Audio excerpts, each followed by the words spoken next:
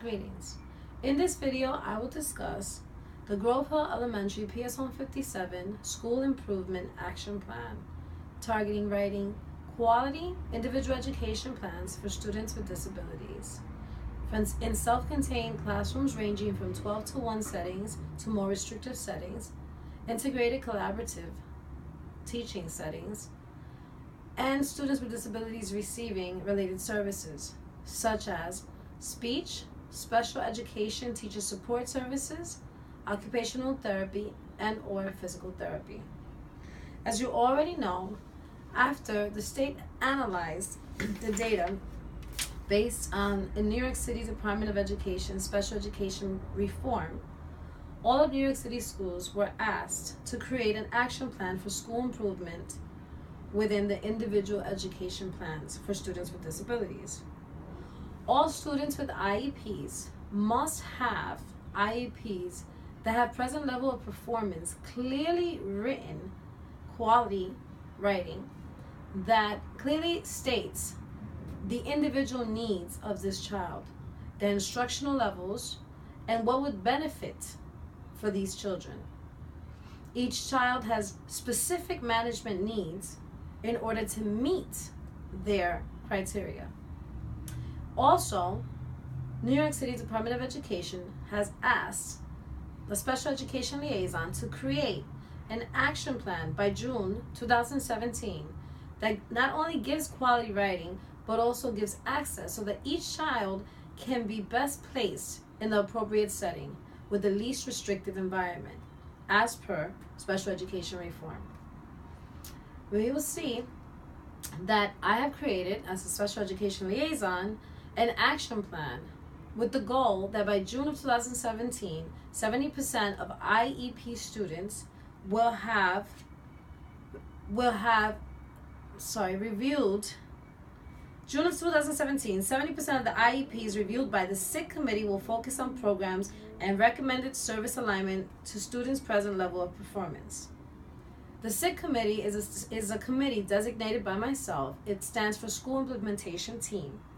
And the ultimate purpose of this would be to have our students with IEPs in a more suitable setting that meets their needs and in accordance with the special education reform. For this, using the implementation evaluation method, internal assessments will be conducted biweekly during the New York City Department of Education designated other professional development hours on Tuesdays after school, and professional development hours as needed on Mondays after school. The SIT team will meet in a designated area bi-weekly. We will review a random IEP that is current. Names are blacked out.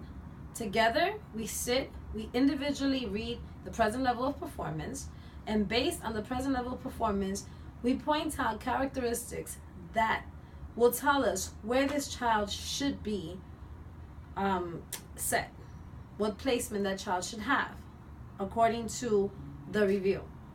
We will also be looking for quality writing that specifies this individual child. We will be looking for assessments that go and align with the present level of performance of each student. After reviewing the present level of performance, these assessments, such as teachers' college running records, Ready Gen, on-demand levels, and Go Math, or whatever math is being used to assess in the classroom, after all that review, together we give feedback and we share ideas. We also discuss what we saw that was positive and what we saw that was negative, speaking of what was clearly written, quality writing, and what was not so clear. Then the next and bi-weekly, 2 weeks later, we review the recommended services. What we're looking to see is to see if these present level of performance and the recommended services align. For example, we had a student that we reviewed yesterday. This particular IEP, according to local and state assessments, said that this child was a 3rd grade student in reading at a 2nd grade level, below grade level, and his math was 3rd grade level. However, this student, when we looked at the recommended services, was in a setting of a 12-to-1 class. A 12-to-1 class is very restricted for a child that's only reading 1 year below grade level and is actually on grade level in math. Other things that could have been considered, other settings, could have been flexible programming. Flexible programming would have this child for ELA, reading and writing, in a 12-to-1 class, and attending an ICT classroom or a general education classroom for math. Another option could be that this student can go into a general education classroom and be pulled out for ELA. Or this student can go into an ICT classroom where there are 2 teachers that can meet both his needs. We discovered this, and we were able to amend this individual education plan to best suit the needs of this child and place him in a least restrictive setting. We were also able to improve the quality writing in the IEP, clearly writing his needs. Therefore, we will continue to do this, and the Central will be able to monitor us using the questionnaires that we fill out. 8 IEP reviews will be done by April 28th. Thank you.